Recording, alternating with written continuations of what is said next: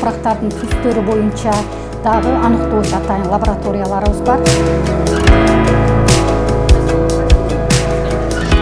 Зиянкес куртумчулар боюнча иштейбиз. Топурактар, гүлдөр, чымыл, чиркейлер менен күрөшүү жолдорун кенен айтып беребиз. Энергия берүү үчүн бир айда бир жолу колдонсок болот.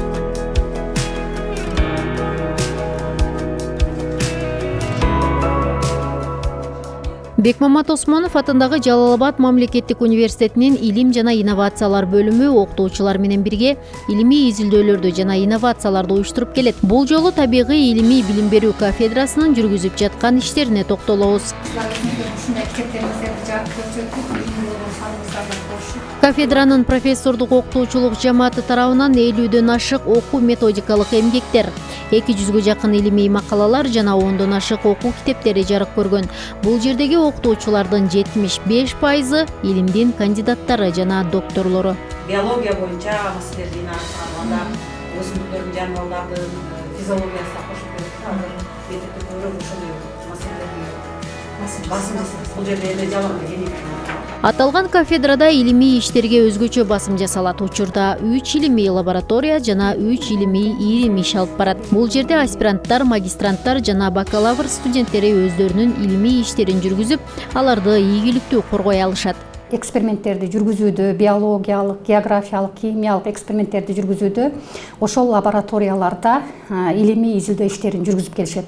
Андан тышкары Кыргыз Республикасынын Жогорку билим берүү инновациялык министрлиги тарабынан каржыланган Кыргызстандын түштүк шартындагы Колорадо коңузуна каршы күрөшүүнүн интеграттык методдор аталышындагы илимий долбоор 2024 жылдан бери жүргүзүлүп келет. Мына ошол илимий долбоордун негизинде өсүмдүктөрдү коргоо жана экология боюнча илимий лаборатория түзүлгөн.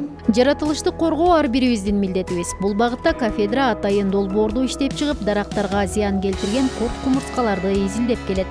Өсүмдүктөрдү коргоо жана экология лабораториясында бул үчүн бардык шарттар түзүлгөн.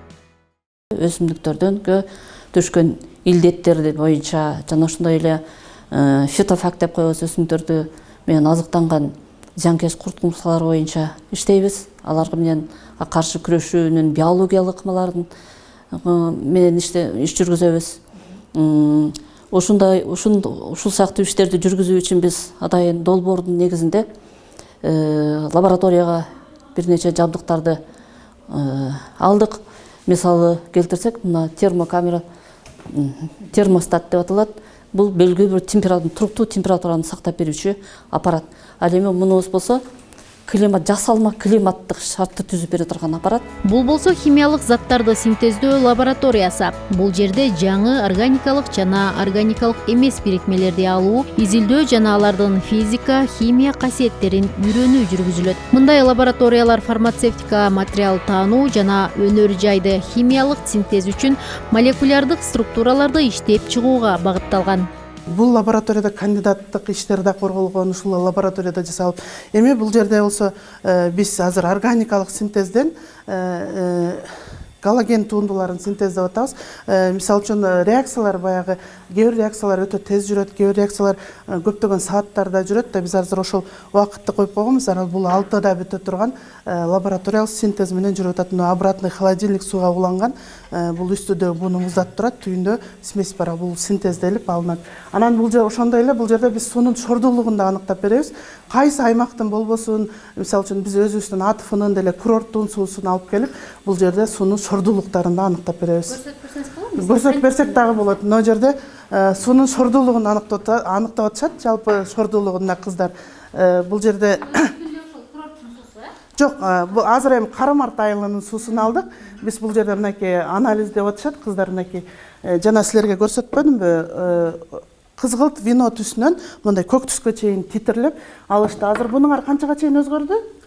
47 болду. Дагы мынакей азыр эми эсептеп ортончусун Гүлзина жазып кой.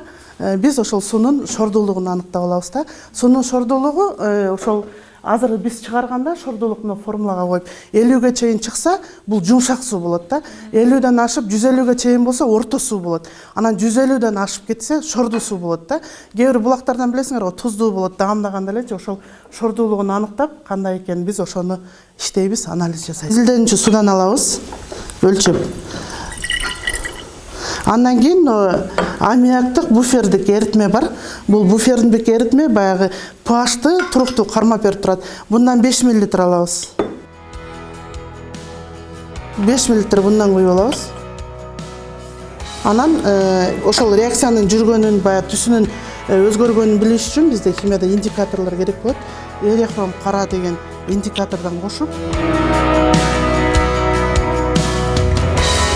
бул вино түстүү кызгыл түс болду. Эми буну мындай көгөргөнгө чейин титирлейбиз. 0-га жеткирдиңби? Трилон бынын эритмеси менен, мынага эритме менен. Канча убакыт турганда көгөрөт? Бул азыр тез эле убакытта 47 мл кеткенде 3 жолу титирледик. 47 мл мына жерден 0-га чейин жеткирип коебуз таметкасын. 47 мл кеткенде түсү өзгөрүп атат. Аз көрөлүчү канча да кетет.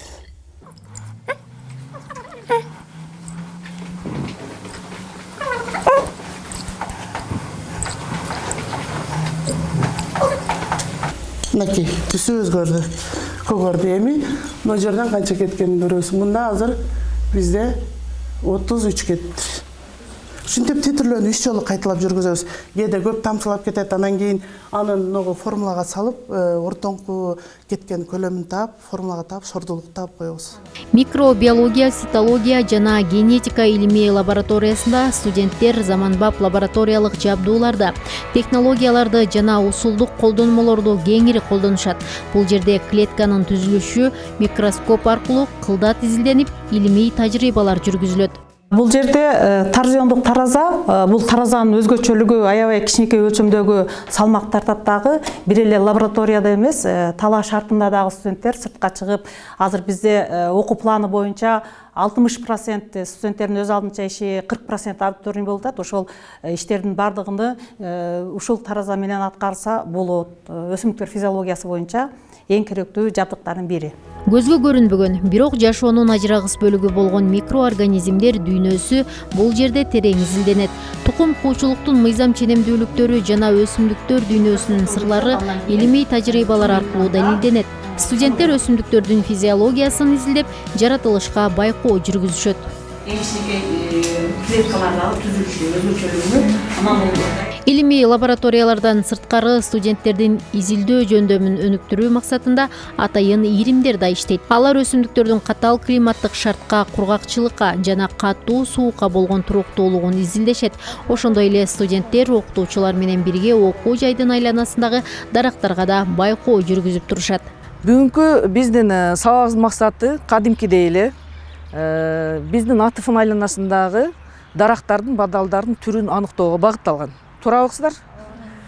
Эми мынакей силерге мисал катары мына биз студенттер менен биргеликте сабак учурунда мындай кружок ийримди алып барган учурда ар бир дарактын систематикалык ордун аныктайбыз.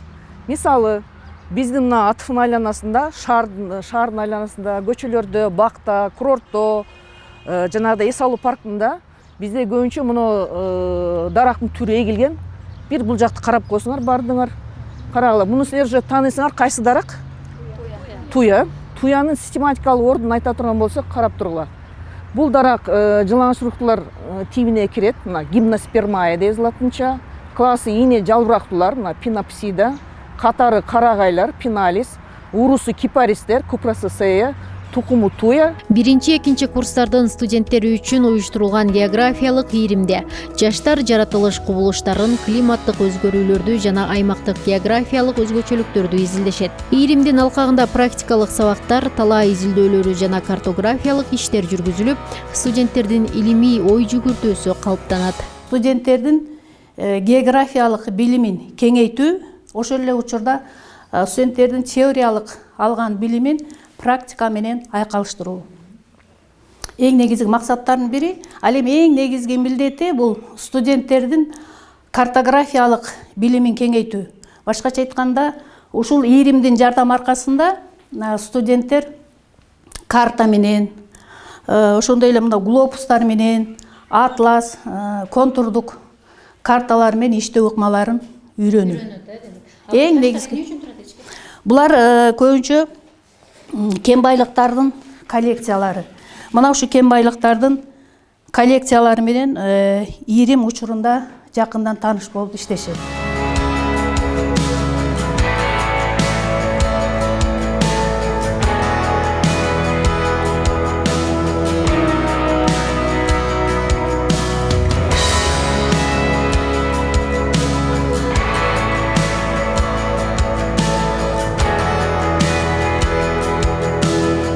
Табигый илимий билим берүү кафедрасында топурактар, чымын-чиркейлер, ошондой эле өсүмдүктөр боюнча кенен маалыматтарды ала аласыздар. Бүгүнкү күндө айымдар жаз келип гүлдөрдүн түрүн өстүрүүгө кызыгып жаткан учуру, ал эми мына ошол кафедранын окутуучулары жана студенттери жаңы гүлдөрдү өстүрүп сатыкка дагы чыгара баштаган. Ошондой эле чымын-чиркейлер менен күрөшүү жолдорун, топурактарды тандоо, аларга күч-кубат берүү жолдорунун баарын илимий жаатында изденип тактап чыкты деп айтсак болот. Андыктан мына ушул жана башка багыттар боюнча кенен айтып беребиз.